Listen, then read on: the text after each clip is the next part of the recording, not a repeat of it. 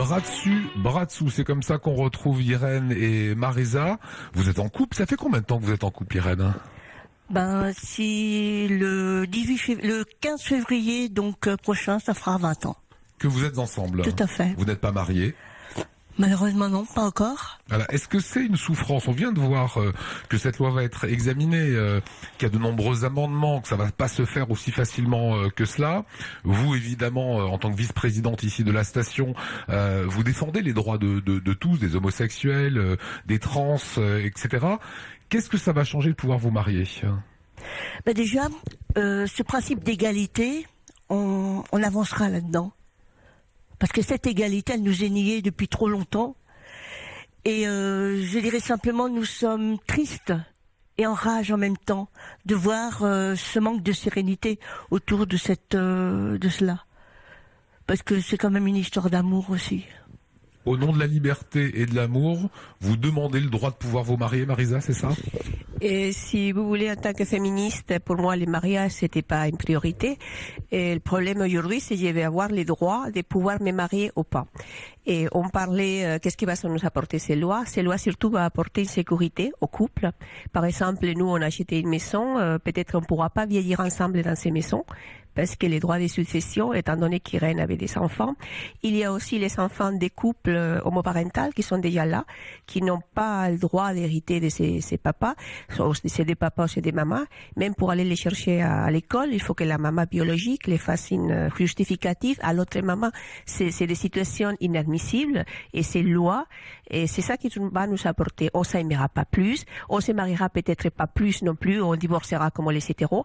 Ça qui discute la loi, c'est notre droit en tant que citoyen, avoir les mêmes droits que n'importe quel citoyen, étant donné que la loi des mariages en France donne des droits que si vous n'êtes pas marié, vous n'avez pas. C'est ça que c'est la grosse contradiction pour nous. Nous, on était plutôt pour les droits propres, que chaque individu, soit que soit son statut, puisse avoir les mêmes droits qu'un autre. Mais malheureusement, en France, il faut passer pour le mariage pour être l'agent droit de quelqu'un.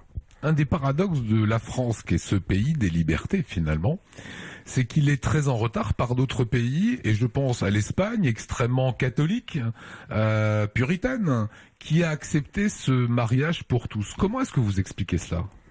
C'est une grande surprise, mais pas tellement. Je pense que absolument tous les couples hétérosexuels, et même la France, devraient nous remercier aux personnes homosexuelles d'avoir sorti les débats sur la famille en place publique.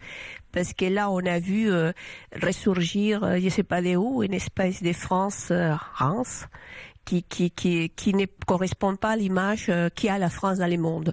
Pour nous, petit pays où la France était toujours le symbole de la liberté, une république laïque, vous imaginez les pays qui nous envoient tout ça, et on a vu ressurgir des biais de monde qui démontrent que malheureusement les progrès de la France, peut-être c'est économique, mais socialement il y a beaucoup à faire. De toute façon, je pense que c'est des minorités, mais ces minorités sont en train de faire très très mal. Peut-être anéanti le travail des associations pendant des années.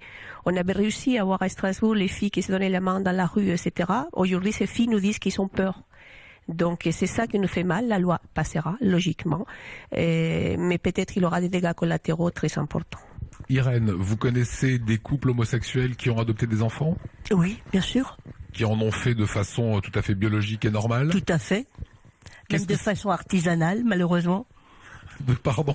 De façon artisanale, c'est leur propos, hein. C'est-à-dire que voilà, ils débrouillent avec les moyens que l'on, parce que pas tous les couples ont des moyens, je parle pécuniairement, d'aller soit en Espagne ou en Belgique. Et pour l'adoption, pareil. Je dirais que c'est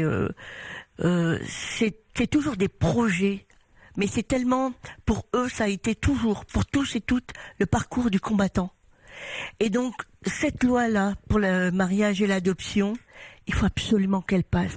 Ne serait-ce que pour déjà mettre en avant ces enfants qui n'ont aucune sécurité. Et ça, c'est juste abject. On va rester là-dessus. Merci. Merci. Je vous laisse vous reprendre la main, parce que quand on arrive, vous teniez la main, et c'était un signe d'amour. Merci Irène. Merci Marisa.